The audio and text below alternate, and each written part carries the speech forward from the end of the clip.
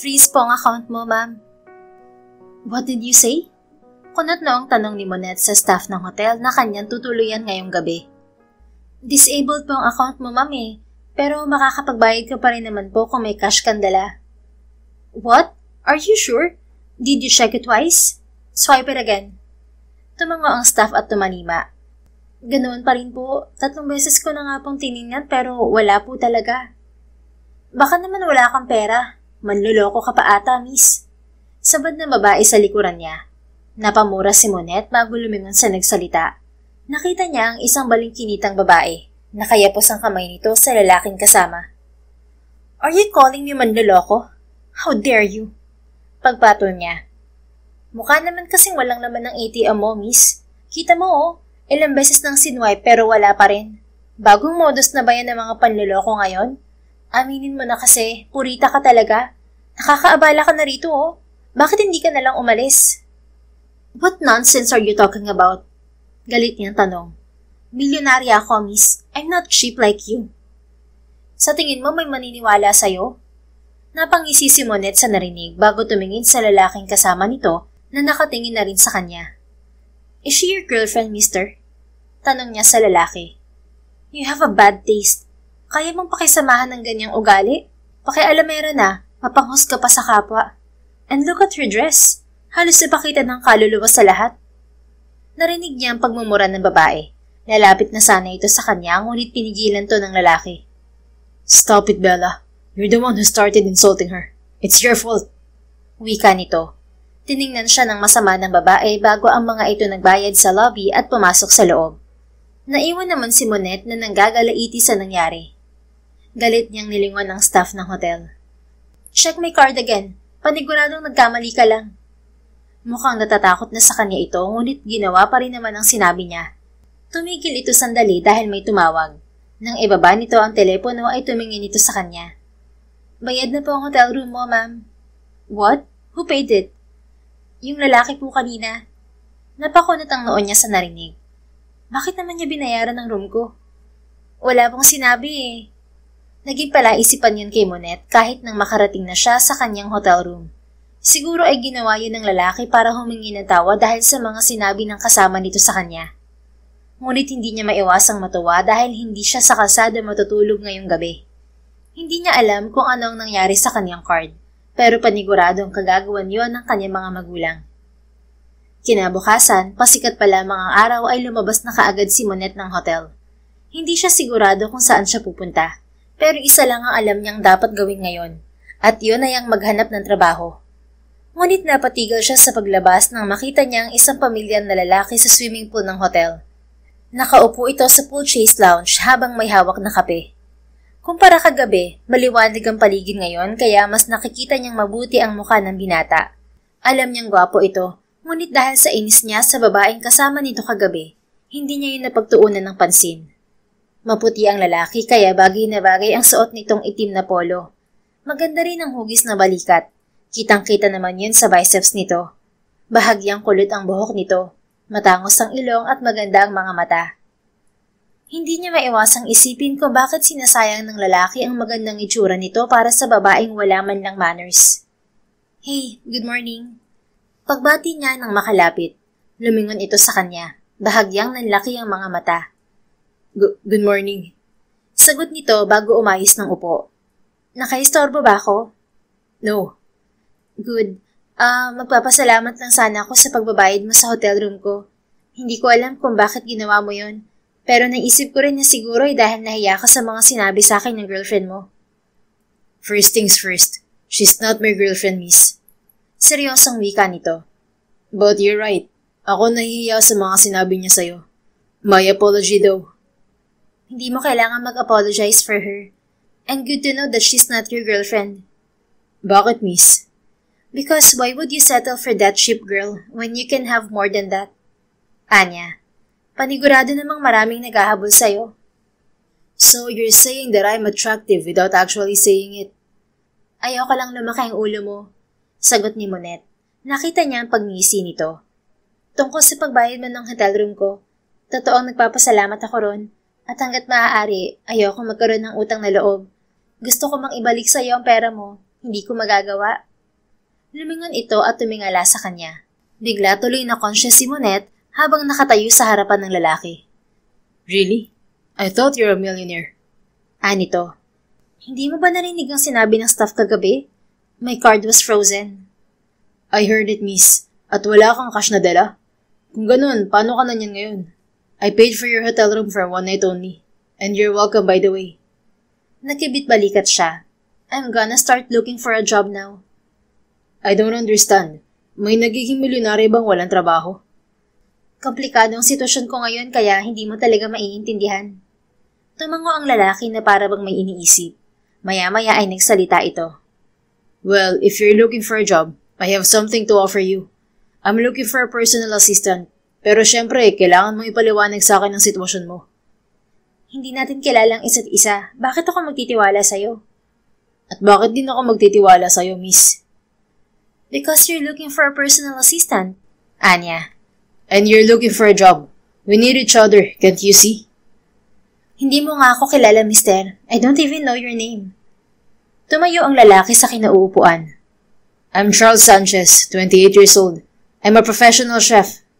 Anything more you need to ask? I already told you that I'm single. Napangisi siya sa narinig. Cool. I'm Monette Garcia, 27 years old. I'm unemployed, that's why I need you. Hindi pa rin sapat yan para tanggapin kita, Monette. Ano pa bang gusto mong malaman? Are you single? Yes, I'm single. Bakit? Bawal bang married sa hanap mong position? Then you're hired. Imbes ay sagot nito, dahilan upang manlaki ang mga mata niya sa gulat. Nagbibiro ka ba? Umiling to. Marami pa akong itatanong sa'yo, pero gagawin ko na lang yun kapag nag-umpisa ka na magtrabaho sa akin. Isa kang chef, diba? At kailangan mo ng personal assistant. Ibig sabihin sa kusina ako mag-a-assist? Pero hindi kasi ako nagluluto. Sigurado ka bang hired na ako? That's not going to be a problem. Saka ko na ipapaliwanag sa'yo ang magiging trabaho mo. At sa tingin ko naman, madali mo lang yun magagawa. Tumango na lamang si Monette. At least wala na siyang problema ngayon. Hindi siya mabilis magtiwala pero dahil kailangan niyang kumita, susugal siya sa lalaking ito. Pagbalik ni Charles sa kanyang hotel room ay wala siya sa kanyang sarili. Natutuwa siya sa naging pag-uusap nila ng babae kanina na Monette pala ang pangalan. Maganda ang dalaga, kaya noong pagpasok pa lang nila sa lobby ng hotel kagabi ay nakuha na kaagad nito ang atensyon niya. May katangkaran ito, mahaba ang buhok at halatang mataray. Kaya hindi na siya nagtaka nang makita niya ito ay nawala na siya ng ganang makipagtali kay Bella. Isa pang dahilan ay dahil hindi niya nagustuhan kung paano nito pakitunguhan si Monette. Sumalampak siya sa sofa at dinukot ang cellphone sa bulsa. Dinayal ang numero ng kaibigan. Hello, Charles. Bakit napatawag ka? Tanong ng kaibigan niyang si Emilio. I already have a personal assistant. Huwag ka na maghanap pa. Sagot niya rito sa kabilang linya. Talaga? Huwag mo sabihin si Bella yan. Are you joking? Bakit ko naman gagawin yan? Tumawa ito. Kung hindi siya, sino? Ipapakilala ko na lang sa'yo pagbalik ko bukas. Isasama ko siya. Binaba ni Charles ang tawag bago nag-empake ng kanyang mga gamit. Nang sumapit ang gabi ay lumabas siya upang puntahan si Monette sa hotel room nito. Aalis na ba tayo? Tanong nito pagkalabas. Napag-usapan nila kanina na isasama na niya ang dalaga upang makapag-umpisa na itong magtrabaho. Wala itong matutuluyan kaya nag-offer na siya rito ng matutuluyan pansamantala. Nagtataka man sa katauhan ni Monette pero ayaw pa niya itong usisain tungkol sa buhay nito. Marahil sa kanalang kapag palagay na ang loob nito sa kanya. Oo, ayun na bang gamit mo? Tanong ni Charles habang nakatingin sa isang shoulder bag na suot nito. Yes, why? Naglayas ka ba sa inyo? Tanong niya. Natigilan naman ito. Ang sabi mo wala kang titirahan, di ba? At wala ka ring ibang gamit na dala. Umamin ka nga. Umalis ka ba sa inyo? Oo na, naglayas ako. At kung tatanungin mo ko bakit, hindi ko sasagutin. Tumango na lamang siya sa narinig bago sila sabay na umalis ng hotel. Sumakay sila sa kanyang sasakyan at kaagad niya itong pinaandar. Mukha ka namang mayaman, kaya naniniwala ako sa sinasabi mo, Monette. Pagbubukas niya sa usapan habang nagmamaneho. Hindi naman ako ang mayaman, ang mga magulang ko lang. Totoong wala akong trabaho, ito ang unang beses kong magtatrabaho. Mabuti na din siguro na na-freeze ang ATM ko. Dahil pera naman nilang naman nun at ayokong gumastos gamit ang pera nila. At least wala silang maisusumbat sa akin. So you want to be on your own now?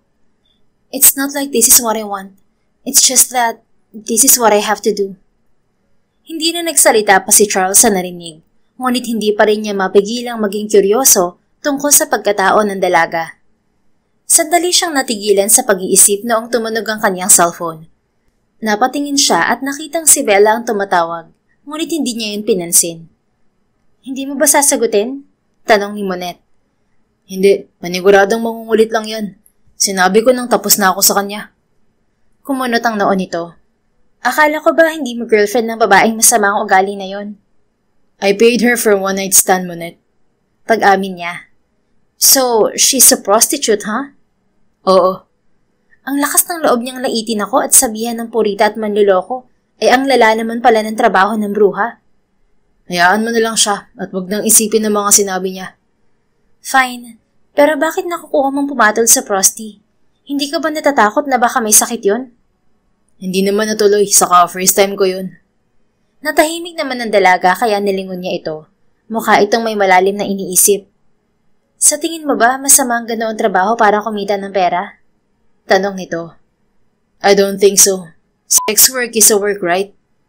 Oo naman. As long as walang natatapakang tao.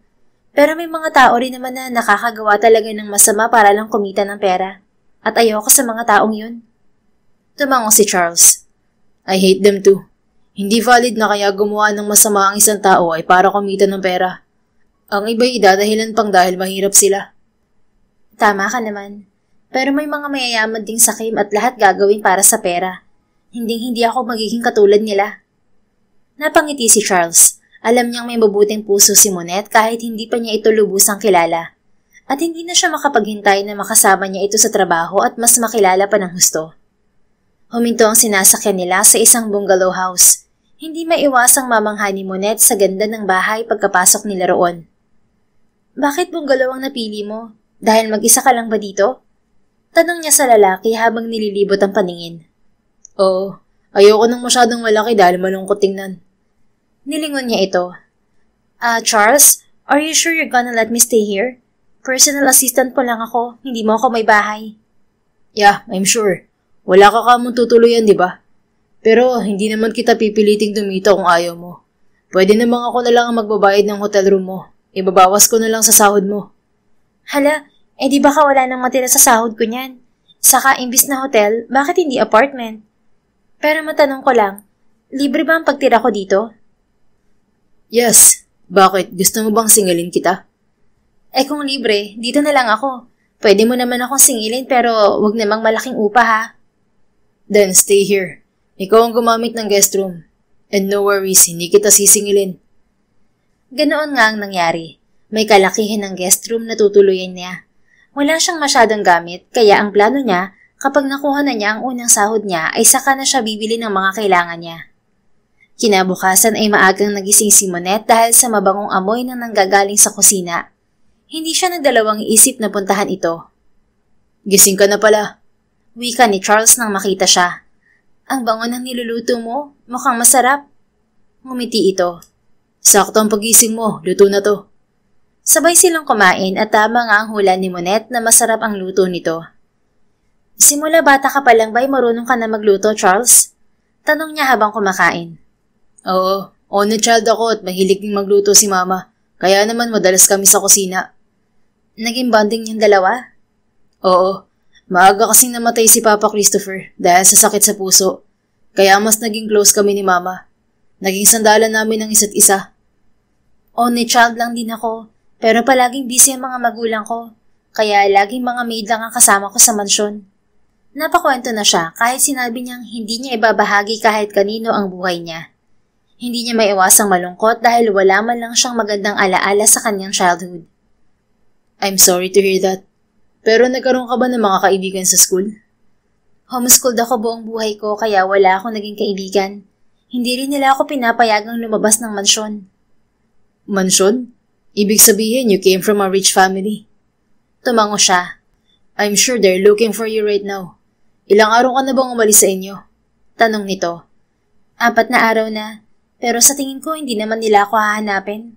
Galit sila sa akin. Kaya nga sigurado akong silang dahilan kung bakit na-freeze ang bank account ko.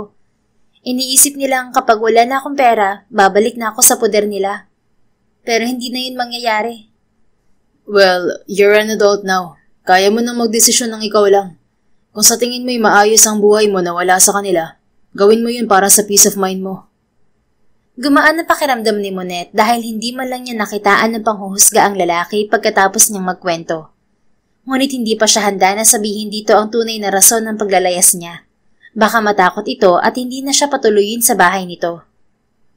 Nang matapos silang kumain ay kaagad silang umalis ng bahay para bisitahin ang isa sa mga restaurant ni Charles. The Soulful Plate? Pagbasa niya sa pangalan ng restaurant. That's a unique name. Panigurado kung madalas akong gumala noon, isa ang restaurant mo sa pupuntahan ko. Yeah, nabuo kong pangalan na yun sa tulong ni Mama. Naging katulong ko rin siya sa pagmamanage hanggang ngayon. Napangiti si Monette sa narinig. Hindi man niya naranasan na magkaroon ng supportive na magulang, masaya naman siyang hindi imposibleng mangyari yun para sa ibang tao. Pumasok na sila sa loob ng restaurant. Good morning sa inyo.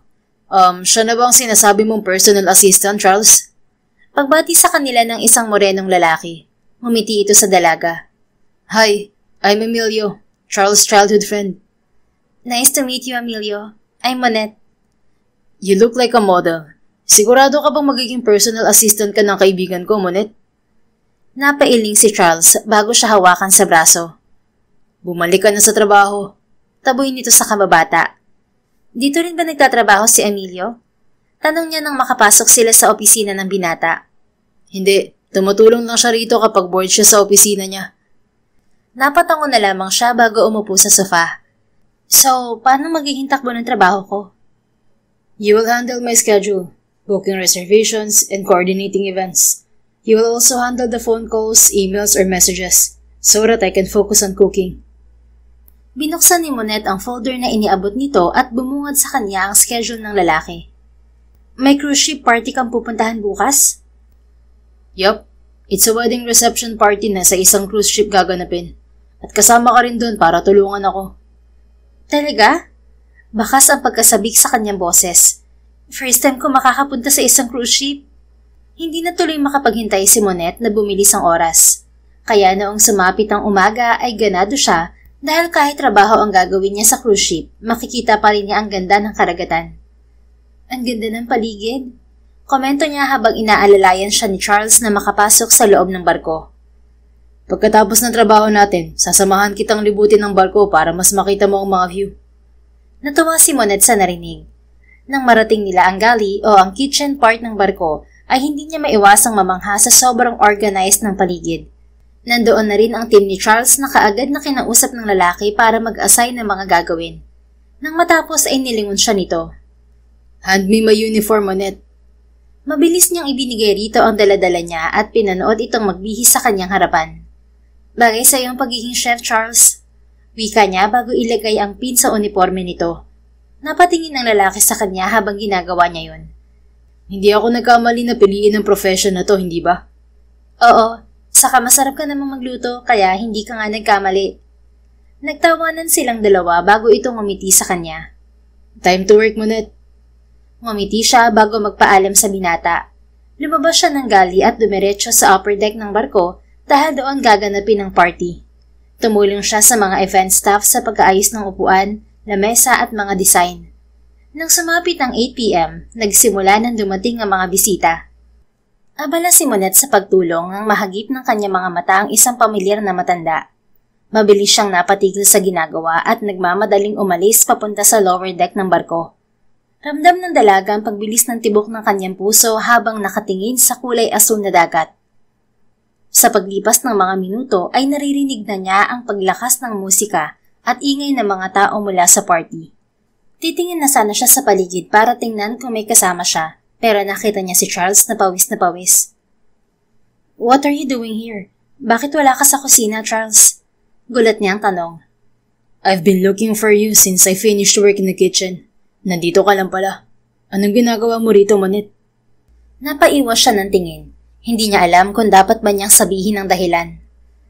You don't like parties? Ayaw mo ba sa maingay? Tanong pa nito ngunit nanatili siyang tahimik. What's wrong, Monette? Can I trust you, Charles? Of course, you can count on me. Nilingon niya ito. Nakita ko si Mr. Carando sa taas. Isa siya sa mga bisita. Si Mr. Carando? Anong meron sa kanya? Business partner siya ng mga magulang ko. Malapit sila sa isa't isa. Kapag nalaman niya nandito ako, paniguradong sasabihin niya kina Ma'am. At sure ako na ipapakaladkad nila ako pabalik sa amin. Then we should leave. I'm done with my work anyway. Sagot nito, dahilan para kumunot ang noo niya. Are you joking? Hindi tayo pwedeng basta umalis. But you're not comfortable being here, Monet. Komportable naman ako rito kasama ka. Kailangan ko lang umiwas sa kakilala ni Dad. Ngumiti ito bago tumango. Alright, dito na lang tayo hanggang matapos ang party kung ganun. Salamat, Charles. Natahimik sila habang sabay na pinagmamasdan ang kalmadong karagatan. Mahangin ang paligid at malamig.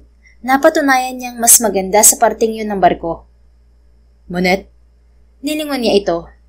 Bakit? You mentioned to me that you didn't have any friends. Naaawa ka ba sa akin? No. It just made me think that we could be friends.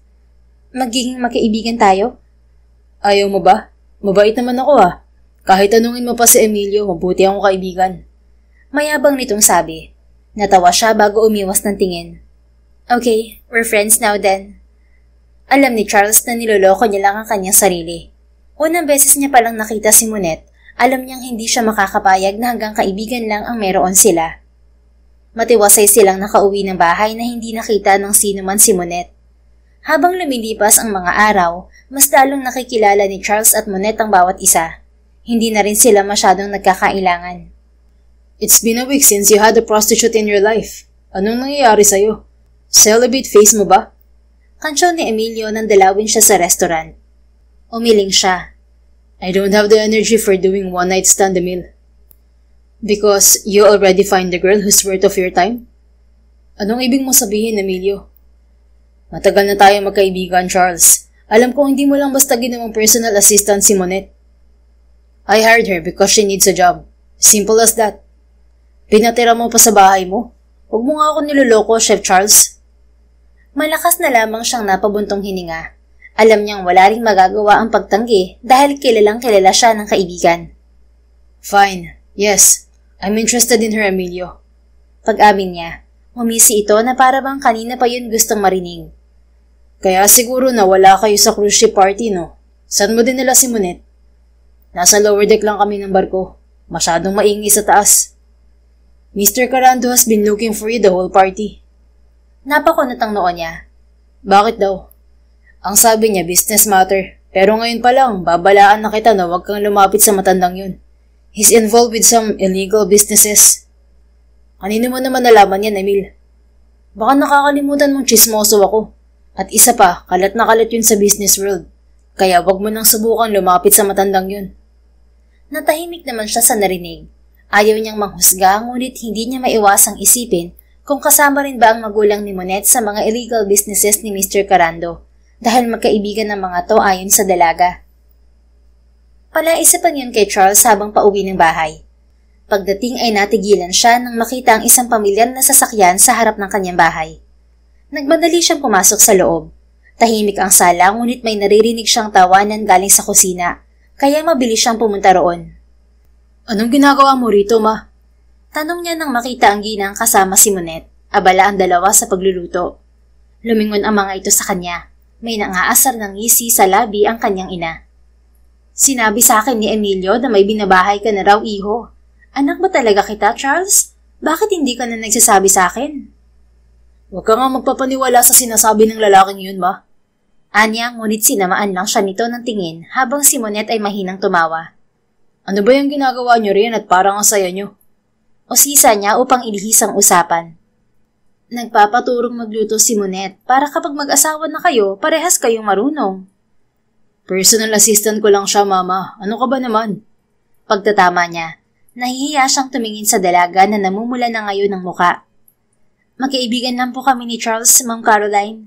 Segunda rin ito. Mama na nga lang ang itawag mo sa akin, Monet. Napapailing-iling na lamang si Charles sa usapan ng mga ito, ngunit hindi niya maiwasang mapangiti dahil sigurado siyang magiging close ang dalawa. Yun din naman ang gusto niya, ang magkaroon ng asawa na kasundo ang mama niya. Sabay-sabay silang kumain ng hapunan. Habang nasa hapag ay nakikita niya ang hiya sa mukha ni Monette. Kakainin niyo ba talaga ang luto ko? Sigurado akong hindi yan masarap dahil hindi naman ako marunong. Nakakahiya po sa inyong dalawa. Pareho po kayong dalubhasa sa kusina. Wika ng dalaga. Umiling ang ginang. That's how learning works, Monette. Trial and error. Ganyan din naman nagsimula si Charles noon. Mama's right. Hindi naman talaga perfect lahat lalo na kapag first time mo pa lang. Lahat dumadaan sa proseso. Pahayag niya. Ngumiti naman ang dalaga bago nagpasalamat. Magulo ang naging hapunan nila dahil panay ang kwento ng ginang tungkol sa kanyang buhay, lalo na noong bata pa lamang siya. Hindi na niya ito pinigilan dahil alam niyang hindi naman ito magpapaawat. Isa pa ay masaya siyang makita na magkasundo ang dalawa. Babalik ulit ako rito kapag nagkaroon ako ng oras at tuturuan ulit kitang magluto, Monette. Paalam ng ginang ng mga bandang 8:00 na ng gabi. Humalik si Charles sa pisngi ng ina bago ito tuluyang umalis. Nang maiwan silang dalawa ng dalaga ay narinig niya ang malakas nitong pagbuntong hininga. Ang lalim nun ah. Puna niyang nakangiti. Your mom is fun to be with. Kinabahan ako nang pagbuksan ko siya ng gate. Akala ko pagagalitan niya ako. It turned out na cool pala siyang mommy. Napangiti siya sa narinig. She's always like that. Paniguradong magkakasundo kayo at paborito ka na niya. Nahihiya nga ako eh. Hindi kasi ako sanay na para niya akong tinatratong anak. Hindi ako sanay dahil hindi naman ganun sa akin ang mga magulang ko. They're always serious and strict. Ni hindi ako makatawa ng malakas sa harapan nila dahil hindi raw yun dapat sa isang dalaga. You don't have to get used to it right away. Just know that you deserve to be treated that way, Monette. From now on, you can call my mom as yours too. Salamat, Charles. Habang buhay ako magpapasalamat sa kabutihan mo sa akin. Pahayag nito bago ngumiti. Noong gabing yon ay napagtanto ng lalaki na gusto niyang iparamdam kay Monette kung gaano ito karapat-dapat sa pagmamahal. Kung hindi nito nakuha yun sa sariling mga magulang, handa siyang ibigay yun sa dalaga. Nakumpirma na niya sa sarili na tunay ngang nabihag na ng dalaga ang puso niya. Kinabukasan ay sabay ulit silang pumasok sa trabaho. Kamukhang kamukha bang mama mo? Parehas pa kayong kulot ang buhok. Wika ni Monette habang nasa passenger seat. Abala ang binata sa pagmamaneho. Amoy na amoy ng dalaga ang gamit na pabango nito. Hindi rin niya maiwasang humanga sa kagwapuhan nito lalo na at bago itong ligo at bihis na bihis. Para ba kaming pinagbiyak na bunga? Ngumisi ito. Mahirap nga lang alagaan ng ganitong buhok. Natawa siya nang makitang biglang nawala ang ngiti nito sabay haplos sa kulot at basang buhok. Magsasalita pa sana siya ngunit narating na nila ang The Soulful Plate restaurant nito. Mabilis siyang bumaba ng sasakyan. Kahit maaga pa lang ay marami nang kumakain. May mga nakakilala kay Charles na kaagad itong binati. Habang abala itong makipag-usap at mag-estima sa mga customer, ay nagpaalam siya ritong magbabanyo. Naglalakad siya papuntang restroom nang may bumunggo sa kanyang isang babae. Ikaw na naman? Galit na wika ni Bella. Inirapan pa siya. Labas na naman ang kaluluwa nito sa suot na dress. Napakunot ang noon ni Monette. Ikaw pa talagang may ganang magalit? Ikaw na nga itong bumangga sa akin. Sana nagsorry ka na lang, no? Para saan pa ang mata mo kung hindi mo naman ginagamit? Can you stop giving me an attitude? Wala naman akong ginagawang masama sa'yo, miss. Inis niyang sabi. Nang dahil sa'yo, nawalan ako ng customer. Bakit naging kasalanan kung tinanggihan ka na ni Charles? Baka naman kasi nalaman niyang hindi ka magaling sa kama. Saka baka na-realize niyang hindi pala siya dapat pumatol sa sausawan ng bayan. Napamura ito sa kanyang sinabi at lalapitan na sana siya, ngunit kaagad niya itong napigilan. Ang kapal ng mukha mo, naging personal assistant ka pa niya. Modus mo ba talaga yung manloloko kang babae ka, ha? Pasensya ka, dahil kahit ganito ako, marangal ang trabaho ko. Ikaw? Bruha ka? Eto ang sayo. Sasampalin na sana siya ni Bella, ngunit nahinto sa ere ang palad nito nang may magsalitang malakas na boses ng lalaki. What's happening here? Napalingon sila pareho at nakita si Charles. Kunot noo itong nakatingin sa kanila. Nandito ang babae mo. Inaaway ako dahil nawala raw ang customer niya. Paliwanag agad niya bago mag-walk out dahil sa inis na nararamdaman. Pinigilan pa siya ni Charles ngunit hindi niya ito pinansin at nagpatuloy lamang siya sa pag-alis. Pumunta siya sa likurang bahagi ng restaurant para roon magpahangin. Hindi niya alam kung bakit iritado siya. At mas lalo niyang nararamdaman yon kapag iniisip na baka ituloy ni Charles ang one-night stand nito kay Bella. Umalis na si Bella. Sisiguraduhin kong hindi na siya makakatapak dito. Narinig niyang wika ni Charles sa likuran niya. Hindi niya alam kung paano nito nalaman kung nasaan siya. Bakit mo ba hindi tinuloy ang one-night stand niyo? Ako tuloy yung sinisisi niya. Tanong niya bago ito lingunin. Why do you sound like that? Bakit hindi mo nalang sagutin ang tanong ko? Napailing ito. It's nothing important, Monet. You don't like her attitude? Kung wala ako sa lobby ng hotel ng gabing yon, paniguradong hindi mo makikita ang tunay niyang ugali at matutuloy pa rin ang one-night stand niyo. Ano bang kinagagalit mo? Si Bella o yung hindi natuloy naming one-night stand? Paniguradong nagsisisi kang hindi natuloy yun, no? Anyang naiinis pa rin. Umawang ang labi nito sa narinig. Hindi pa naman huli ang lahat, Charles. Pwede niyo pang ituloy yun. Besides, mukhang need niya ng pera kaya siguro pinuntahan ka niya. Hindi na ako nakikipaglaro sa mga babae, Monet. Na-realize ko na kagaguhan niyan pala ang ganun. Gawain ng mga lalaking immoral. At hindi mo ko paniniwalaan sa dahilan ko kung bakit bigla akong tumino. I don't care about your reason. Hindi na nga ako tumitingin sa ibang babae eh. Nagbago na ang mga prioridad ko, Monet. Natigilan siya sa narinig. Ilang sandali silang nagtitigan bago siya umiling at naglakad paalis. Pinipilit na hindi pansinin ang biglaang mabilis na pagtibok ng kanyang puso. Naiwan namang napapakamot sa batok si Charles. Iniisip niya na sana na iparating niya sa dalaga ang kanyang nararamdaman at pahiwatig. Ngunit hindi yun nangyari dahil hindi naman ito nagtanong kung anong ibig sabihin ng kanyang mga sinabi. Buong maghapon siyang naging abala sa kusina. Meron naman siyang iba pang chef sa restaurant, pero nais niyang siya ang nagluluto para sa mga customer kapag naroon siya at kapag nire-request ng mga customer nila na siya ang magluto para sa mga ito. Si Monet naman ay naging abala sa opisina ni Charles. Inaayos niya ang payroll ng mga empleyado dahil malapit na ang cut-off. Sa gabay ng binata, mabilis niyang natutunan ang mga trabaho niya. Likas naman siyang matalino. Nahirapan lang siyang mag-adjust noong una dahil nga hindi naman siya sanay magtrabaho at walang alam sa mundo kundi ang magsunod-sunuran sa magulang. May tampuhan man, magkasama pa ring umuwi ng bahay sina Monet at Charles kinagabihan. Sorry sa mga nasabi ko kanina. Naiinis lang talaga ako dahil kay Bella. Ang babaw ng mga dahilan niya para magalit sa akin. Umpisa ni Monet habang pauwi sila. Hindi ito makatingin sa binata na abala sa pagmamaneho. Ngumiti si Charles. It's okay, I understand. You don't have to worry about her. She's not welcome in my restaurant anymore. Salamat.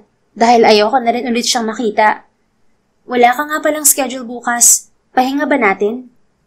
Oo, pero may pupuntahan tayo. Death anniversary ni Papa bukas. Pwede ba kitang isama? Oo naman. Wala naman akong gagawin eh. Thank you, Monet. Pagkatapos nating pumunta, kakain tayo ng dinner sa bahay ni Mama. Gusto ka na raw niya ulit makita at makakwentuhan. Ngumiti ito. Namimiss ko na rin si tita. Nasunod nga ang naging plano nila kinabukasan. Maaga silang umalis ng bahay para pumunta ng sementeryo. Nang makarating sila sa sementeryo, ay nilagay nila ang mga dalang bulaklak sa puntod ng ama ni Charles. Nagtirik sila ng kandila at nag-alay ng maikling panalangin. Ilang taon nang wala ang papa mo? Tanong ni Monet matapos nilang manalangin. Pareho silang nakatingin sa lapida ng ama ni Charles. 15 years na, pero bumabalik pa rin ang sakit ng pagkawala niya sa tuwing sasapit ang death anniversary niya. Hindi natin kailangan pilitin ng sarili nating mawala ang sakit, Charles. Kailangan na nating masanay mabuhay kasama to. And eventually, masasanay rin tayo. Masakit man pero kailangan nating tanggapin ang pagkawala ng mga mahal natin. Malungkot siyang umiti. Ganyan ang ginagawa namin ni Mama sa mga nakalipas na taon. Acceptance. That's how we cope up. Nasaan nga pala si tita? Hindi niya kayang bumisita rito kaya paniguradong nasa bahay lang siya. Malamang naghahanda yun ng pagkain. Ganun naman siya palagi. Imbis na dalawin si Papa, magluluto na lang siya at ipapakain sa akin, sa mga kaibigan niya at mga kamag-anak. Mga favorite ni Papa niluluto niya. Kung ganun, bumili muna tayo ng scented candles bago natin siya puntahan. Para saan? Para sa mama mo. Yun ang ginagamit ko para gumaan ang pakiramdam ko. Sana makatulong sa kanya. Napangiti siya sa narinig. Natutuwa siyang may pakialam din to sa kanyang ina. Sige, we'll drop by at the store. Ilang oras din silang nanatili sa sementeryo bago sila dumiretso sa store at nagtungo ng bahay ng kanyang mama. Dala nila ang mga scented candles. Binili mo para sa akin to, Iha? Nakangiting tanong ng ginang nang makita ang mga dala nila. Salamat, Monet. Kami po ni Charles ang bumili niyan para gumaan ang pakiramdam nyo. Thank you sa inyo mga anak. Alam ni Charles na malungkot ang ina sa tuwing darating ang death anniversary ng kanyang papa. Ngunit ngayon, napansin niyang nagagawa nitong umiti at makipagtawanan dahil kay Monet. Doon na sila sa bahay ng ina kumain ng tanghalian. Ayaw pa nga silang paalisin ng ginang, kaya lang ay may trabaho pa sila ni Monet kinabukasan. I like this girl for you, Charles. Kung hindi mo yan niligawan, magagalit ako sa'yo. Bulong ng ginang bago sila tuluyang umalis. Mama talaga. Kakamot-kamot sa ulong Anya. Bakit? Hindi ka ba nagagandahan at nababaitan sa kanya, iho? Nagagandahan po. Sige na ma, alis na kami. Dalaw ka na lang sa bahay or sa restaurant anytime you want. Bye ma, I love you. I love you too, anak. Sana'y kumilos ka na at baka maunahan ka pa ng iba kay Monet. Bueno, mag-ingat kayo. Iiling-iling na natatawa na lamang siya bago sumunod kay Monet na naghihintay na sa kanya sa loob ng sasakyan. Ang totoo, liligawan talaga niya ito kahit hindi sabihin ng ina. Naghahanap lamang siya ng tamang pagkakataon. Maya-maya pa'y nagmamaneho na siya, pero nangingiti siya sa tuwing naaalala ang sinabi ng ina. Saan pa tayo pupunta, Charles? Tanong ng dalaga dahil ibang tinatahak nilang daan. Hindi ko sasabihin kung saan. Secret muna. Sagot niyang ngumiti pa ng matamis paglingon sa dalaga. Napairap na lamang ito bago tumingin sa labas ng bintana ng kotse. Nang lumipas ang kalahating oras, ay huminto ang sasakyan sa hindi nito inakalang pupuntahan nila. Bakit nasa amusement park tayo, Charles? Gulat nitong tanong. This is a place where we can enjoy our day off from work, Monet. Sulitin na natin ang araw na to. Bukas, busy na naman tayo. Pero para sa mga bata lang ang lugar na to, Charles. Tinawanan lang niya ito bago hinawakan ang kamay ng dalaga para makapasok na sila sa loob. Kahit ayaw ni Monet ay napilitan pa rin itong sumakay sa mga rides. Isa sa mga hindi nito nagawa noong kabataan ay ang pagpunta sa amusement park. Kaya naman talagang na-enjoy pa rin ito ang rides. Are you okay, Monet? Natatawang tanong niya matapos silang sumakay sa roller coaster. First time ko lang sumakay sa mga rides at totoo nga pala ang sinasabi nilang mahihiwalay ang kaluluwa mo sa katawan mo. Sagot nito, mas lumakas ang pagtawa ni Charles, sabay inabutan nito ng bottled water ang dalaga. Sa mga sumunod na oras ay nagpatuloy sila sa pagsakay sa mga extreme rides. Sinubukan din nila ang mga laro sa iba't ibang booth at aminado si Monet na kaysaya nito kasama si Charles. Wait for me here, magbabanyo lang ako. Paalam ni Charles habang nakaupo si Monet sa isang bench. Tumango lang ang dalaga kaya't umalis na siya. Sumandal si Monet sa inuupuan at pinikit ang mga mata. Hindi nito maiwasang mapangiti dahil sa kasiyahang nararamdaman na si Charles lamang ang tanging nakapagbigay. I'm back, Monet. Open your eyes. Dinilat nito ang mga mata at nagulat nang makita si Charles na may hawak na isang cake. May malaking ngiti habang nakatingin sa dalaga. Happy birthday, Monet.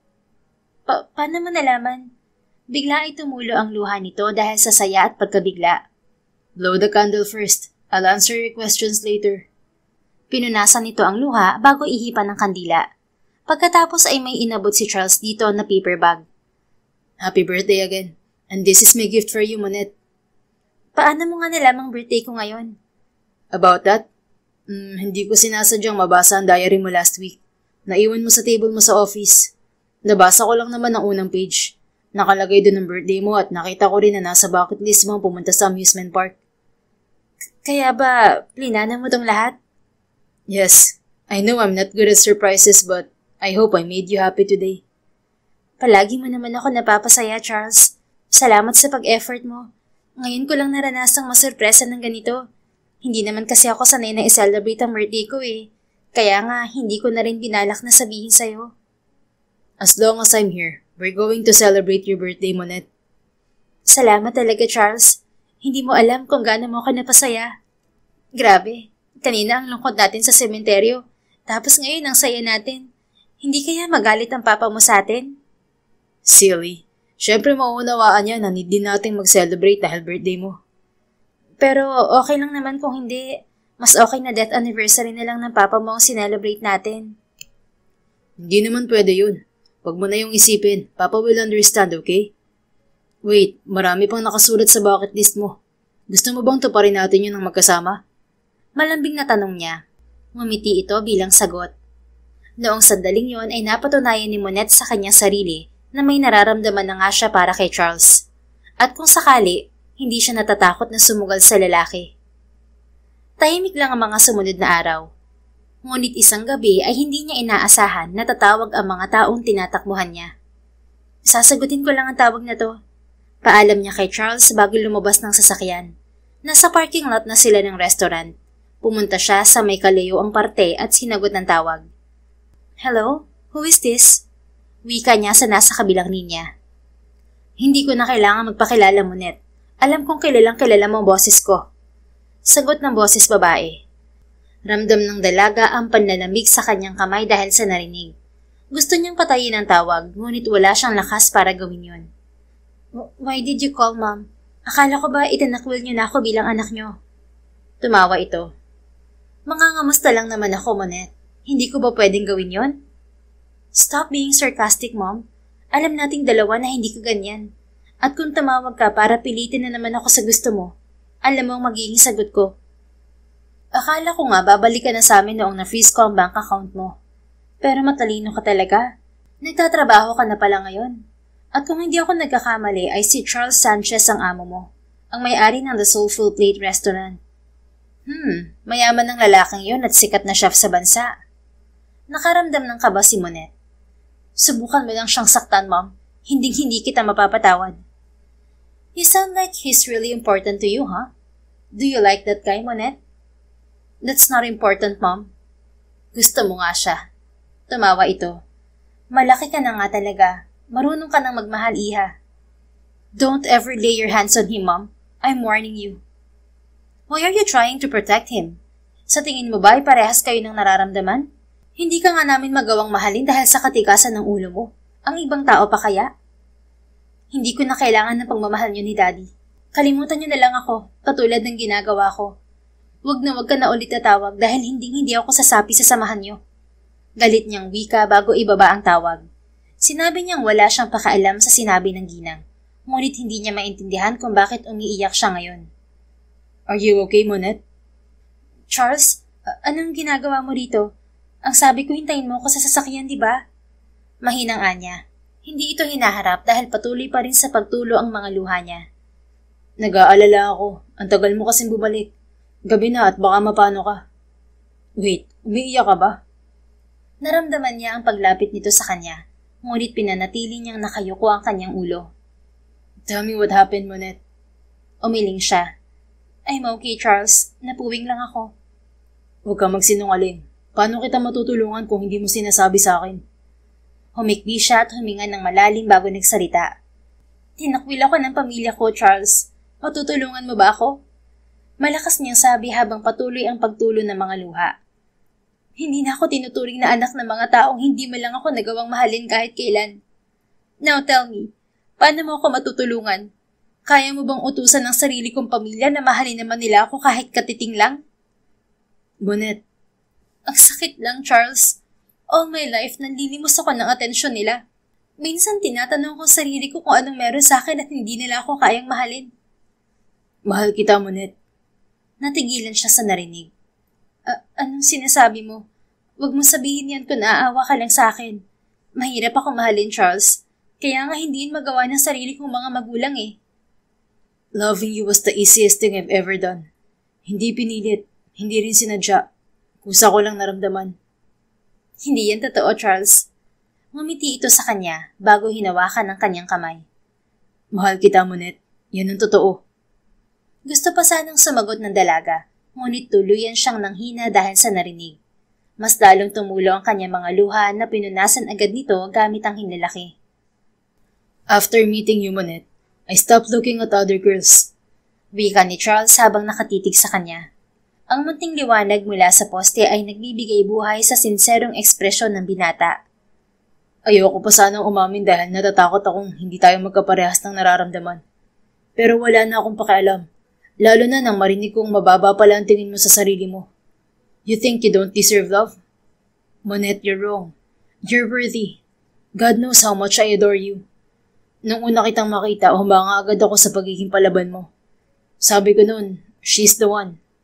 I'm sorry kung sa likod ng tapang mo, meron ka palang duda sa sarili mo dahil sa mga magulang mo. But I promise you, hindi mo na mararanasan ang mamalimos ng pagmamahal. Buong-buo kong iaalay sa iyo ang puso ko at pagmamahal. I love you, Monette. Lalong bumilis ang pag-agos ng luha ng dalaga. Hindi makapaniwala sa pagtatapat ng kausap. Pero Charles, mahirap ako mahalin. Hindi ako kasing linis ng inaakala mo. I don't care. Hayaan mo lang ako mahalin ka at ligawan. Pinahid niya ang luha at tumingala sa gwapong mukha nito. Hindi mo na kailangan gawin yan dahil pareho lang tayo ng nararamdaman. Bulong niya at naramdaman ang higpit ng kapit nito sa kanyang kamay. Mahal din kita, Charles. Totoo ba? Stop joking. Paano? Kailan nagsimula? Bakit hindi ko napansin? Kahit kailan, hindi ko bibiruin ang nararamdaman ko para sa'yo. Minahal kita mula pa nung wala kang pinakita sa akin kundi kabutihan. Lagi kang nandyan, kahit wala akong maibigay na kapalit. You are the kind of man na pinapangarap ng bawat babae na makatuluyan. Mabilis siyang niyakap ni Charles. Kaagad naman niyang ipinulupot ang kamay niya sa bewang nito para yakapin ito pabalik. I'm so happy to know that our feelings are mutual, Monette. Wala nga akong ginawa kundi iparamdam sa'yong mahal kita. Tapos iisipin mong walang nagmamahal sa'yo. Isa ba akong bula? Napailing siya habang nakasubsob ang kanyang mukha sa dibdib nito. Dahil nakala ko mahal mo lang ako bilang kaibigan. Hindi na lang sana kita niyayang maging kaibigan kung ganun. Nagtawanan silang dalawa at mas lalong humigpit ang kanilang yakapan. Magaan na ang puso ni Monette dahil kahit hindi niya maranasang mahalin ng sariling mga kadugo, naranasan naman niyang mahalin ng isang taong alam niyang hindi siya bibiguin. Simula ng gabing yun ay pinangako ni Charles sa kanyang sarili na palagi niyang ipaparamdam kay Monette na mahal niya ito at kamahal-mahal ito. Ayaw na niyang isipin pa nito na may mali dito, kaya hindi magawang mahalin ng sariling kadugo. Kailan ang kasal? Dapat makasal na kayo, Charles. Paano ka magbagong isip ni Monette? Madramang wika ng kanyang mama sa kabilang linya. Ibinalita na niya rito kamakailan na nobya na niya si Monette. Ngayon nga'y kinukulit siya ng ina na magpakasal na sila. Sabik na kasi itong magkaapo. Wala pa kaming isang buwan, ma. Baka naman magulat yun kung yayayain ko agad ng kasal. Kahit pa yun naman talaga ang matagal ko nang gustong gawin. Sagot niya. Tumawa si Emilio sa kanyang tabi na pinapakinggan silang mag-ina. As usual, naroon na naman ito sa kanyang opisina at nang-iistorbo sa trabaho niya. Hindi ako makakapayag na hindi siya maging asawa mo, Charles. Itatakwil talaga kita kung papakawalan mo pa si Monette. Matalaga? Oo eh. Oo na po. Sige na at maraming customer ngayon dito sa restaurant. Basta. Bilisan mo at gusto ko nang magkaapo. Alam mo namang simula nang naging independent ka at namatay ang papa mo, mag-isa na lamang ako palagi. Kung kailan mo lang ako maisipang dalawin. Kung may apo na ako na ang bahala sa kanya at kayong dalawa'y magpakayaman sa kakatrabaho. Si mama dumadrama na naman. Bay na po talaga, ma. Mabilis niyang ibinaba ang tawag dahil nagiging madrama na naman ang kanyang ina. Finally, nagkaroon ka na rin ng girlfriend, pare. Paniguradong maraming nagluluksang babae ngayon dahil sa sagutan nilang mga puso. Pangaasar ni Emilio. Itinaas pa ang paa sa katapatang receiving chair. I didn't mean to hurt them. Monette just won my heart. Masaya ako para sa'yo, Charles. At sana matupad nga sinasabi ni Tita Caroline. Sana'y mauwi kayo sa kasalan. Bakit parang duda ka? Hindi naman. Baka lang kasi maumpog si Monette eh. Helmetan mo na kaya? Tumatawang pangaasar nito. Hindi ako makakapayag na hindi yun mangyari, Emilio. Baka masiraan ako ng ulo kapag hindi kami nagkatuluyan. Anya, tinawanan lang naman ulit siya nito. Iba ka pala ma-inlove pare ano. Ngayon lang kita nakitang ganyan sa isang babae. Hintayin mo lang na ikaw naman ang mabaliw sa babae. Sus, hindi pa yan mangyayari sa akin, Charles. Nga pala, hindi ba nagpaparamdam sa'yo si Mr. Carando? Hindi naman, bakit? Salubong ang kilay na usisa niya sabay upo sa swivel chair. Akala ko magpaparamdam siya sa'yo kasi nga 'di ba? Nabanggit ko na sa'yo na gusto kanyang kausapin dati pa. Pero wala akong balak na kausapin siya dahil tulad ng sabi mo, involved siya sa mga illegal na businesses. Tumango ito. Mas nagiging matunog kasi ang pangalan niya kung dinikit siya sa'yo. Ang balita ay nagbuka siya ng panibagong illegal na casino. Maraming nagagalit dahil natatalo sila kapag naglalaro. Sinasabing dinadaya sila ni Mr. Garando. Hindi talaga magandang mapalapit sa mga taong kagaya niya. Just don't entertain him if ever na magkita ulit kayo. Oo naman pare, nabanggit ko lang naman sa'yo. Sandali pa silang nag-usap ni Emilio bago siya nagpasyang umuwi na dahil paniguradong hinihintay na siya ni Monette sa bahay. Day off kasi ng dalaga at siya naman ay kinailangan pumunta ng opisina dahil may ilan siyang inayos na supplies nila. Bago umuwi ay dumaan muna siya sa isang flower shop para bumili ng bulaklak. Nang makarating sa bahay ay kaagad niya yung binigay sa dalaga. May bulaklak pa talagang pasalubong. Nakangiting wika nito bago siya halikan sa pisngi. Of course, for my sweetheart. What did you do while I'm gone? Tanong niya habang naglalakad sila papuntang sala. Gusto ko sanang mag-practice magluto pero baka pagbalik mo rito wala ka ng bahay. Kaya nanood na lang ako ng palabas sa Netflix. Mahina siyang tumawa bago sila umupo sa sofa. Hawak pa rin niya ang kamay nito. Gusto mo bang mag-beach next week? Bakit naman? Kailangan bang may okasyon palagi? Hindi ba pwedeng gusto lang kitang makasama at masolo ron? Ngumisi ito. Kasama mo naman ako palagi at lagi tayong solo rito sa bahay. I know, pero iba pa rin ko na sa ibang lugar tayo at nagre-relax. Walang iniisip na trabaho. Kaya pupunta tayo kahit ayaw mo. Paniguradong nabasa mo rin na nasa bucket list ko ang pumunta sa beach, no? Nakasakay na naman ako ng cruise ship. Okay na yun, Charles. No, we're going to the beach. That's my final decision. Pahayag niya. Kunwari ka pang ayaw mo pero paniguradong nakapag-impake ka na ng mga gamit mo mamaya kahit next week pa tayo pupunta. Paano mo nalaman? Tumawa ito. Gusto mo talaga matupad ko ang mga bucket list ko, nakasama ka, no? Siyempre naman. At sa susunod, ikaw naman ang kailangan tumupad ng bucket list ko. Isa lang ang gusto kong gawin, Monette. Ano naman yun? Ngumiti lang siya bago halikan ang kamay nito. That's a secret for now, babe. Nang gabing yun ay pinilit siya nitong sabihin ang bucket list niya. Hindi na sila nakapag-focus sa panonood ng movie dahil ayaw siyang tigilan ni Monette. Sa huli, hinalikan na lang niya ang dalaga dahil yun na lamang ang tanging paraan para manahimik to. Hanggang sa nakatulog ito habang nakasandal sa balikat niya. Kinaumagahan ay si Charles na ang nagluto ng breakfast nila. Babe, iniisip siguro ng mga tao na mag-asawa tayo dahil sa'yo ako nakatira. Wika ni Monette habang bumabiyahe na sila papuntang restaurant. Mas magandang isipin nila yon para walang sumubok na pumorma sa'yo. Pinagdadamot mo talaga ako, no? Sino bang gusto ng may kahati, Monette? Malamang ipagdadamot kita. Mahal kita eh. Napangiti siya sa narinig. Paano kung may malaman ka tungkol sa akin na hindi maganda? Mamahalin mo pa rin ba ako? Lahat naman sa'yo ay maganda. Ano bang sinasabi mo? Kapag may nalaman kang masama tungkol sa akin, tatanggapin mo pa rin ba ako? Hindi ako maniniwala dahil alam kong hindi ka masamang tao, babe. Hindi mo magagawang gumawa ng masamang bagay. Ngumiti na lamang siya. Alam niyang dadating ang araw na kailangan niya ring sabihin kay Charles ang tungkol sa kanyang pamilya.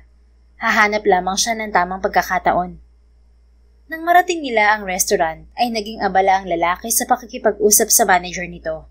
Lumabas muna si Monette ng opisina at nakasalubong niya ang isang problemadong waiter. Ayos ka lang ba? Tanong niya rito. Wala pa rin po kasi ang rider na maghahatid nitong delivery food. Nag-aalala po ako dahil baka magalit ang customer. Isa pa naman yun sa mga business partners ni Chef Charles. Ako na lang ang maghahatid. Malapit lang ba? Malapit lang naman po pero sigurado po ba kayo? Baka hanapin ka ni Chef Charles. Umiling siya bago kunin ang delivery food. Ako na bahala rito. Bumalik ka na sa trabaho mo. Nang magpasalamat ang waiter ay kaagad na rin siyang umalis gamit ang sasakyan ni Charles. Mabilis niyang narating ang address ng recipient. Isang condominium yon kaya iniwan niya sa lobby ang delivery food. Kinuha rin ng guard ang kanyang number para mag-log sa talaan nito. Nang magmaneho siya pabalik sa restaurant ay naging traffic kaya naman kalahating oras na ang nakalipas ay nasa kalsada pa rin siya. Sandali siyang natigilan nang magring ang kanyang cellphone. Kaagad niya itong sinagot. Hello? Wika niya. Hello ma'am, ako po yung guard sa condominium. Nabigay ko na po sa recipient ang delivery food niya. 20 minutes lang po ang nakalipas ay may tumawag sa amin. Wala na raw pong malay si Miss Aquino.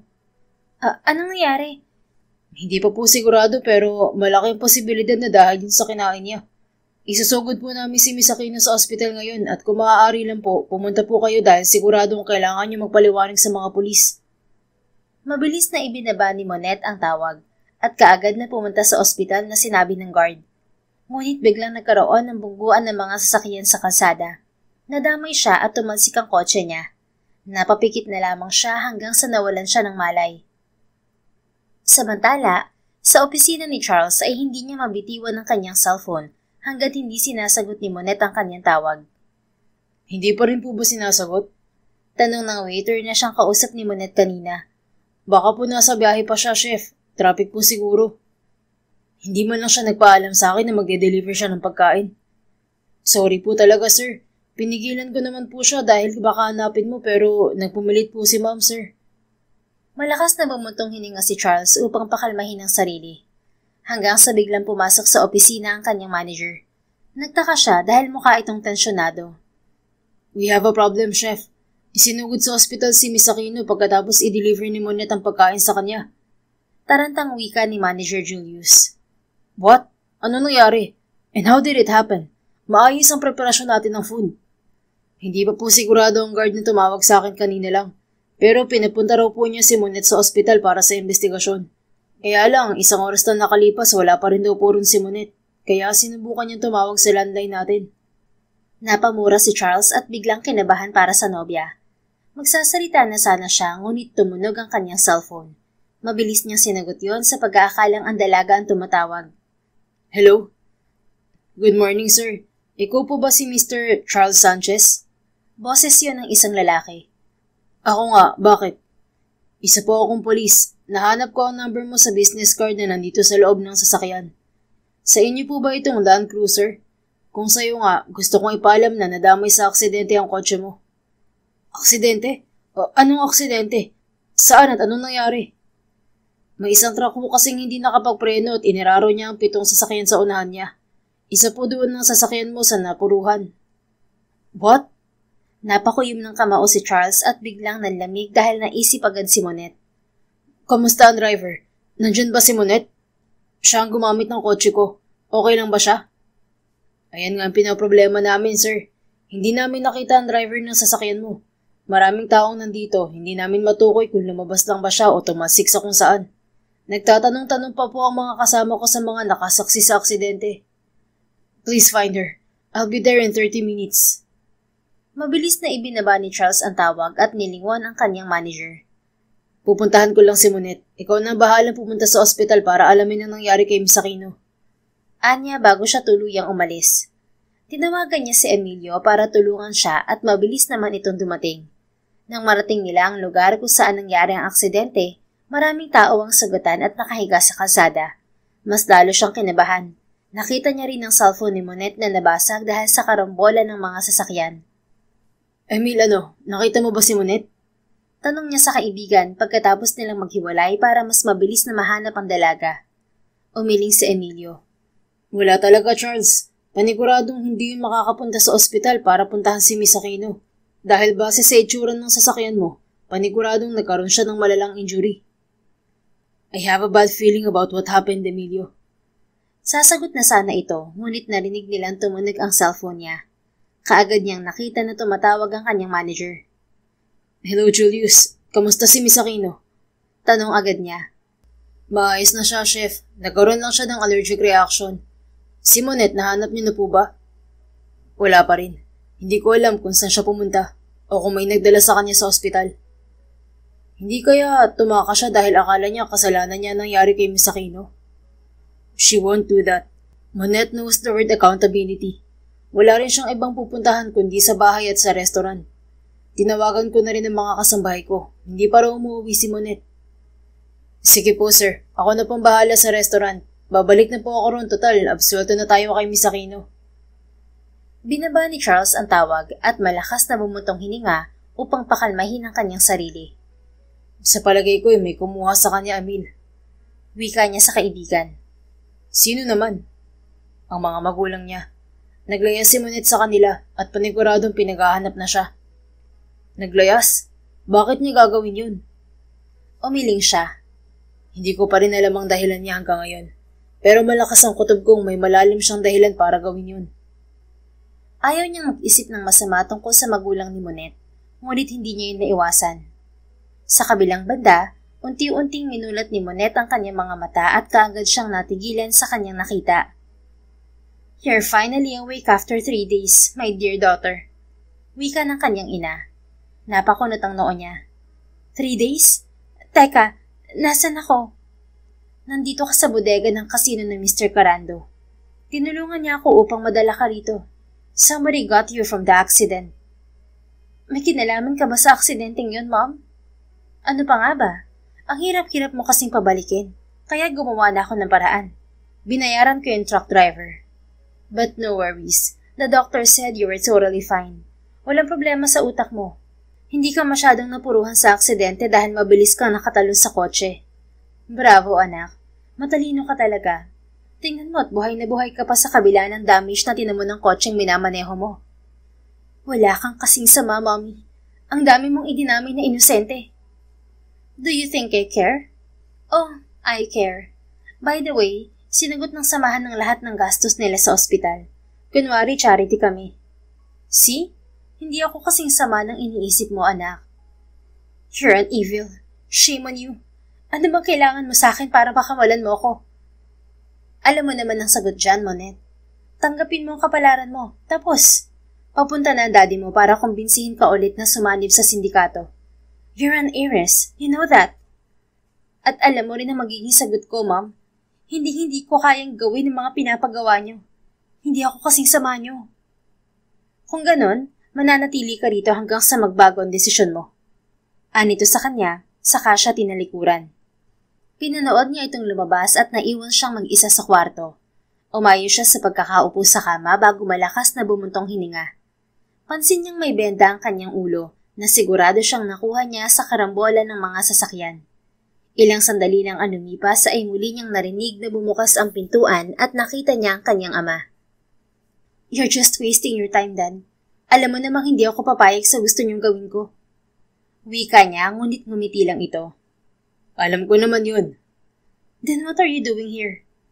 Masama bang kumustahin ang anak ko? Napaiwas siya ng tingin. Alam niyang kahit palaging wala ang mga magulang niya sa bahay, malapit pa rin ang loob niya sa kanyang ama. I'm not okay, Dad. Maayos na ang buhay ko tapos bigla niya akong dadalhin dito. Akala ko ba itinakwil niyo na ako? Akala ko ba magkakalimutan na tayo? But why am I here? Nirerespeto ko ang desisyon mo dahil mahal kita, Monette. At hindi ako nandito para pilitin ka. Kung talagang mahal mo ako, iwan mo ang sindikato niyo ni Mommy. Seryosong wika niya. Hindi ito kaagad nakasagot kaya napangisi siya. Hindi mo kaya, hindi ba? Kaya huwag ka na magsinungaling at sabihing mahal mo ko. Dahil hindi mo ako mapapasunod sa gusto niyo. Humingi ito ng paumanhin bago siya iwang mag-isa. Ramdam ni Monette ang bigat ng kanyang dibdib, ngunit pinili niyang matulog. Nagising lamang siya dahil sa pagtapik ng kung sino sa kanyang braso. Bella?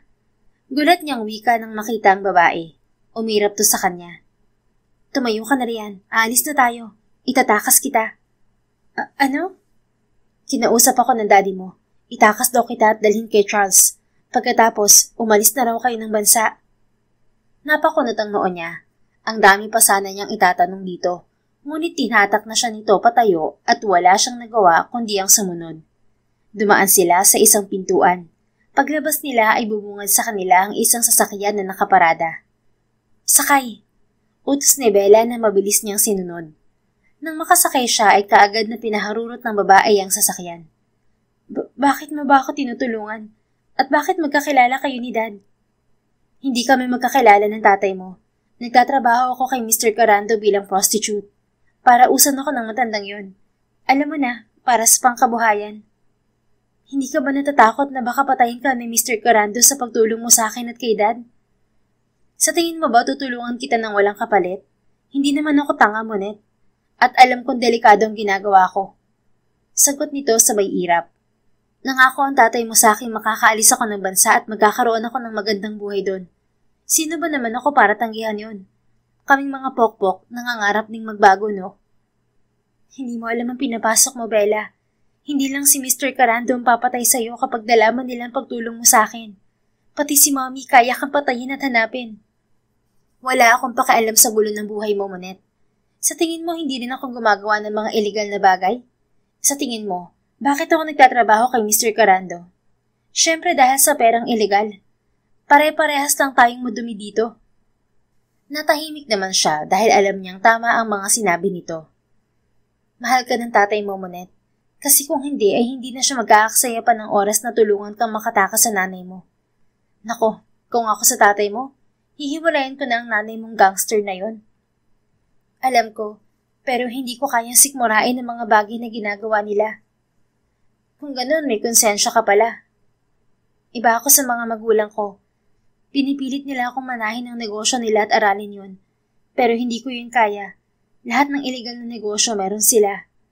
Ikaw ba, kaya mo bang manira ng mga inosenteng buhay para lang sa pera? Hindi na sumagot si Bella at nag-focus na lamang sa pagmamaneho. Yun ang dahilan kaya siya naglayas. Hindi niya matanggap na sindikato ang mga magulang niya. Hinihigpitan siya ng mga ito dahil parte yun ng paghahanda niya sa pag-take over ng mga negosyo ng mga ito. Ayaw ng mga itong ma-expose siya sa labas ng mansyon nila dahil baka raw ma-impluwensyahan siya ng ibang tao at matutong sumuway. Kaya ganoon na lamang ang takot niya nang malaman sa ina na nalaman na ng mga ito ang tungkol kay Charles. Alam kasi niyang kayang-kaya ng mga itong sirain ang lalaking pinakamamahal niya. Hanggang sa lumuhod siya at magmakaawa na tigilan na si Charles kapalit ng pagsunod niya sa mga ito. Samantala, 3 araw na nakalipas simula nang mawala si Monet, pero pakiramdam ni Charles ay masisiraan na siya ng ulo. Hindi na niya alam kung saan hahanapin si Monet. Wala talaga akong makuhang impormasyon tungkol sa mga magulang niya, Charles. Balita sa kanya ni Emilio, nakatulong pa rin niya sa paghahanap sa nobya. Naroon sila sa kanyang bahay. Pinagsasama-samang mga impormasyong nakalap. Parang may pader na humaharang. Pribadong tao talaga ang pamilya ni Monet. Wala kang ibang nakuhang impormasyon, kahit ang negosyo nila. Ang alam ko lang ay mga pangalan nila, Mrs. Malu at Mr. Maverick Garcia. Mga business person sila pero kahit anong hanap ko sa business na meron sila, hindi ko mahanap-hanap. Feeling ko nga may mali eh. Meron bang business na itinatago? Di ba dapat alam yun ng publiko para tangkilikin ng masa? Napahilot si Charles sa kanyang sentido. Nauubusan na siya ng solusyon para mahanap ang dalaga.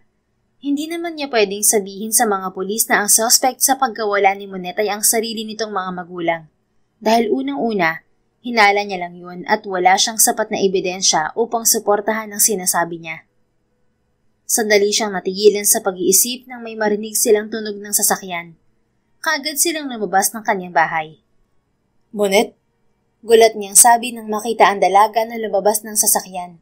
Hindi niya napigilang maiyak nang yakapin niya ito. What happened to you? Bakit may benta ka sa ulo? Ipapaliwanag ko sa iyo ang lahat. Sagot nito. Aalis na ako, Monet. At sundin mo ang sinabi ng daddy mo dahil para yun sa kaligtasan mo. Napalingon sila kay Bella na nagsalita. Baka sa mukha ng 2 binata ang pagtataka kung bakit magkasama ang 2 babae. Nagpasalamat si Monet sa babae bago ito tuluyang umalis. Sumabay pa rito si Emilio na nagpaalam na ring aalis upang bigyan sila ng privacy. Nang maiwanan silang 2, muli niya itong niyakap. You better explain to me everything, Monet. Wika niya. Umupo sila sa sofa. Mahigpit pa rin ang hawak niya sa kamay nito dahil natatakot siyang muli na naman itong mawala sa kanya. Ang mga magulang ko ang dahilan kaya ako nawala, Charles. Panimula nito. Tinulungan sila ni Mr. Carando. What? Gulat niyang sabi. Paano nangyari yun? Hindi ba nasabi ko sa yung business partner siya ng mga magulang ko? Malapit sila sa isa't isa dahil nagkakasundo silang gumawa ng mga illegal na gawain. Alam ko may illegal na business si Mr. Carando dahil nasabi sa akin yun ni Emilio. Pero kasama pala rin ng mga magulang mo. Tumango ito. May sindikato ang magulang ko, Charles. Galing ako sa pamilya ng mga taong kayang gumawa ng masasama kapalit ng yaman at kapangyarihan. Wika nito. Kita niya ang lungkot sa mga mata ng nobya. Kaya ako lumaya sa amin dahil pinipilit nila akong pumalit sa kanila bilang leader ng sindikatong hinahawakan nila.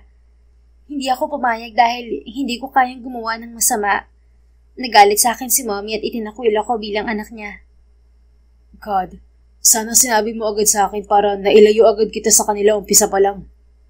Ayaw ko kasing madamay ka pa sa gulo ng buhay ko, Charles. Alam mong damay na ako simula na magkakilala tayo. At handa akong tulungan ka sa kahit na anong paraan. Huwag mo na akong problemahin. Ang mahalaga ngayon ay nakalaya na ako. Wait, paano ko nga pala nakatakas? At bakit kasama mo si Bella? Naiintindihan ni Daddy na ayaw kong sundin ang gusto nilang mangyari. Kaya kinausap niya si Bella na iligtas ako.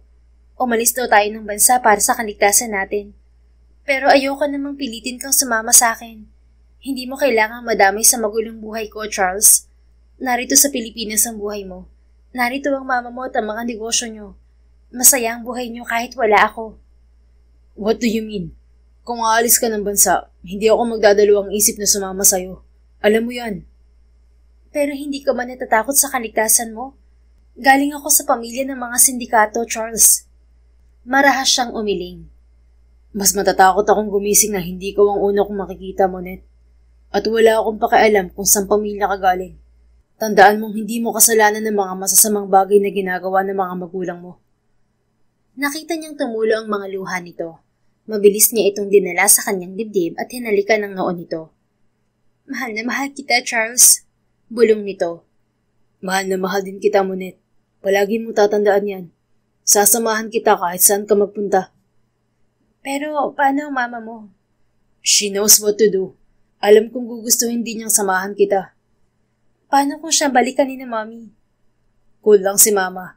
Pero hindi siya basta-basta masisindak na kahit na sino. May mga security siya at connection. Kaya once nagalawin nila si mama, they're dead. Tulad ng napag-usapan nila, kaagad silang umalis ng bansa at pumunta ng Canada para doon tumira. Iniwan muna ni Charles ang mga negosyo sa ina at kay Emilio. Napagtanto ni Monet na kapag mahal mo ang isang tao, handa kang sumugal para sa taong yun. Yun ang klase ng pagmamahal na pinaparamdam sa kanya ni Charles. Natuloy din ang pagpunta natin sa dagat. Pahayag ni Monet habang pinagmamasdan ang Wasaga Beach sa Canada. 2 buwan ang mabilis na lumipas. Sa una ay nahirapan silang mag-adjust sa bagong tahanan. Pero dahil magkasama sila, agad din silang nasanay, lalo pat alam nilang ligtas sila sa kinaroroonan. Naramdaman niya ang paghawak ni Charles sa kanyang kamay. Namimiss mo ba sila? Sino? Ang mga magulang mo. I don't know. Maybe not. Mahal ko pa rin naman sila sa kabila ng mga ginawa nila. Sana lang ay maayos silang dalawa. Dahil paniguradong magagalit si mommy kapag nalaman niyang si daddy ang dahilan kaya ako nakatakas. Sagot niya. Sa tingin mo ba papayag silang pakasalan kita, Monet? Si dad ang nagsabi na umalis tayo ng bansa, hindi ba? Ibig sabihin nun, may tiwala siyang hindi mo ako sasaktan. Ngumiti ito. Mabuti naman. Pero nangihinayang pa rin ako dahil hindi ko man lang personal na nanghingi ang permiso nilang pakasalan ka. Bakit ba kasalan pinag-uusapan natin ngayon? Di ba dapat nag-e-enjoy tayo? Hindi ito sumagot, ngunit may kinuha ito sa bulsa. At nang makita niya kung ano yon, ay kaagad siyang napasinghap. Tuluyan na siyang napaiyak nung lumuhod ang binata. Hindi ba't napagplanuhan nating pumunta ng beach? Naisip kong doon mag-propose pero bigla ka nawala. Matinding takot ang naramdaman ko dahil sa nangyari. At hindi ko kakayanin kapag naulit pa yun, babe. Hindi na ako aalis sa tabi mo. Pangako ko yan, Charles. Anya. Natatandaan mo bang sinabi ko dati na isa lang ang laman ng bucket list ko? At yun ay ang pakasalan ka, Monet. Sana tuparin mo rin ang pangarap kong yun. Sunod-sunod siyang tumango. Nabasa mo bang nasa bucket list ko rin yan? Parehas lang tayo ng pangarap, Charles. At oo, handa akong pakasalan ka. Nakita niya ang pagtulo ng luha sa mga mata ng nobyo bago isuot sa kanyang daliri ang diamanting singsing. Pagkatapos ay mahigpit siya nitong niyakap. Thank you for bringing lightness in my life, Monet. Bulong nito sa kanya. Agad nilang ibinalita sa ina ni Charles na ikakasal na sila. Kaya naman agad na lumipad ng Canada ang ginang upang personal silang batiin. Salamat at tinanggap mo ang anak ko, Monet. Wika ng mama nito. 3 araw bago nito nalaman na engaged na sila ni Charles ay bumisita agad ito sa kanila. Naroon sila ngayon sa bahay bakasyonan ni na Charles sa Canada. Natawa siya nang makitang sumimangot si Charles. Wala naman tong makakatangging babae sa kanya, tita. Ako ang tatanggi sa kanila dahil hindi naman sila ikaw, babe. Singit ng lalaking nakangiti. Bigyan niyo lang ako ng maraming apo, masaya na ako. Nanlaki ang mga mata ni Monette. Nagkatinginan sila ni Charles ngunit ngumisi lang ito sa kanya dahilan upang mamula ang kanyang mga pisngi. Sa mga sumunod na buwan, nagplano na sila para sa kanilang magiging kasal. May number ka ba ni Bella, Charles? Tanong niya sa lalaki. Kaagad naman itong ibinigay ang cellphone nito kaya mabilis niyang tinawagan ng babae. Hello? Wika ni Bella sa kabilang linya. It's Monette. How are you? Ikaw pala. Maayos naman ako dito sa Australia. May stable na akong trabaho. May mga kaibigan na rin akong Pinoy dito na nagtuturo sa akin ng mga dapat gawin. Take note, legal lahat yun ha. Tapos mag-aaral ulit ako sa college habang nagtatrabaho para mas marami akong mapasukan na sideline. Sinunod ng tatay mo ang pangako niya. Binigyan niya ako ng property dito. Pinasok niya ako sa trabaho at binigyan din niya ako ng malaking pera na pangsimula ko dito. Kundi dahil sa kanya, baka puro kagagahan pa rin ang ginagawa ko sa Pilipinas. Tama ang naging desisyon ko na kumampi sa inyong mag-ama kaysa sa matandang hukuluban na si Carando. I'm happy for you, Bella. Gawin mo lang kung anong mabuti at wag na wag ka nang babalik sa dati. Oo naman, nangako ako sa tatay mo na susulitin ko ang tulong niya sa akin. Eh ikaw ba, kumusta? Nabalitaan kong engaged na kayo ni Charles ah. Congratulations sa inyo. Napangiti siya. Salamat, Bella. Maayos din ako. Alam kong hindi maganda ang una nating pagkikita pero sana tanggapin mo pa rin ang invitation ko. Importante ka pa naman sa kasal namin. Ikaw ang nagligtas sa akin at nagayo kay mommy. Kaya sana paunlakan mo. Ano namang gagawin ko riyan at bakit importante ako? Ikaw ang magiging maid of honor ko. Wika niya. Narinig niya ang pagsinghap nito. Seryoso ka ba sa sinasabi mo, Monette? Kukunin mo ko bilang maid of honor mo? Wala naman akong babaeng kaibigan at ikaw lang ang naisip ko. Sa pagkakatanda ko, hindi naman tayo magkaibigan ah. Napairap na lamang siya sa narinig. Pwede bang kalimutan na lang natin ang nangyari dati? Kahit kasalanan mo naman talaga lahat yun? Narinig niyang tamawa ito kaya napangiti siya. Ano, pupunta ka ba? Parang malabo, Monette. Bago pa lang ako rito sa Australia. Baka kapag lumabas ako ng bansa, hindi ako makapag-apply ng residency. Mahusay ang daddy mo. Nakuhanan niya ako ng working visa dito. Iba talaga kapag sindikato, ano? Daming koneksyon. Biro nito at tumawa pa ng malakas. Saka sabi ng employer ko, i-sponsoran nila ako sa pag-a-apply ng residency ko. Pero bawal ako lumabas muna ng bansa. Ganun ba? Kung ganun, hindi ka pala makakapunta. Di bale. Kapag nagkaanak kayo, hindi lang ako. Baka okay ng papel ko nun. Pwede na akong umaten sa binyag. Sige, ganun na nga lang. Asahan ko yan ah. Pagkatapos nilang mag-usap ay mabilis siyang naglakad para sabihin kay Charles ang napag-usapan nila ni Bella. Ngunit pagdating niya sa salas ay kaagad na nabura ang ngiti niya nang makita ang kanyang mga magulang. What are you doing here? Tanong niya bago lumapit kay Charles. Okay ka lang, Charles? I'm okay. They wanted to talk to you, babe. Ngumiti ang kanyang ama. Ang mami mo ang nagpumilit na pumunta rito, iha. Napalingon siya sa kanyang ina na ngayon ay malungkot na nakatingin sa kanya. Tinalikuran na namin ng sindikato para sa'yo, anak. Alam ko napakarami kong pagkukulang sa'yo at marami kaming nasabi na masasakit noon. Pero sana, hayaan mo ko makabawi. Hindi pa naman huli ang lahat, hindi ba? Bakit iniwan niyo ang sindikato? Akala ko ba wala kayong balak na gawin yun? Dahil yun ang buhay niyo. At paano niyo nalaman kung nasan kami? Matagal na naming alam ko na saan kayong dalawa. May mga tao kaming nakasubaybay sa inyo para masiguro na hindi kayo mapapakialaman ng mga kasama namin kung sakaling kumalas kami sa samahan. Napagtanto ko, anak, na mas mahalaga ka kaysa sa ano pa man. Mahabang panahon akong nabulag ng kapangyarihan at hindi ko man lang napagtanto na minsan ko ring pinangarap na maging isang ina. Pero nabigo kita. Hindi kita minahal ng tama. Pinalaki kita sa disiplina na walang puso ng isang ina. I'm sorry, Monette. Sana bigyan mo si Mommy ng second chance. When your dad told me na hihiwalayan na niya ako at mas pinipili kanyang makasama, it hit me. Hindi ko pala kaya mag-isa. Kayo ng daddy mo ang buhay ko. Pero hindi ko agad yun nakita, anak. Hindi ko agad na ipadama na mahal kita. Hindi umimik si Monette. Tumikim ang kanyang ama. Marami kaming pagkukulang sa'yo, Monette. At sana malaman mong pinagsisisihan na namin yun. Nagsisisi rin kami sa mga masamang bagay na nagawa namin. Sinasabi namin to hindi para patawarin mo kami, kundi para malaman mo kahit kailan, hindi ka namin kayang itakwil. Kumalis kami sa samahan upang hindi ka na nila pilitin pa na pumalit sa amin. Pero kapalit niyon ay pananahimik namin at pag-alis ng bansa. Bago kami magdesisyon kung saan kami maninirahan, pinuntahan ka muna namin ngayon para ipaalam sa'yo na hindi mo na kailangan mag-alala. Malaya ka na, anak. Hindi ka na magiging tagapagmana ng samahan kahit kailan. Pwede ka na rin umuwi sa Pilipinas at mamuhay kayo ni Charles na masaya. Mahal na mahal ka namin, anak. Mabilis na kumilos si Monette at niyakap ang kanyang mga magulang. Sunod-sunod ang pagtulo ng kanyang mga luha. Naghahalo ang sakit at saya sa kanyang puso. Matagal niyang hinintay ang pagkakataong ito at marinig sa mga magulang na mahal siya ng mga ito. Kalimutan na lang po natin ang mga nangyari noon, Mom, Dad. Alam kong yun din ang gusto niyong mangyari. It's your first time being parents, and I'm not expecting you to be perfect. At masaya po ako na magbabagong buhay na kayo. Enjoyin niyo po ang buhay na magkasama at walang anumang inaalala.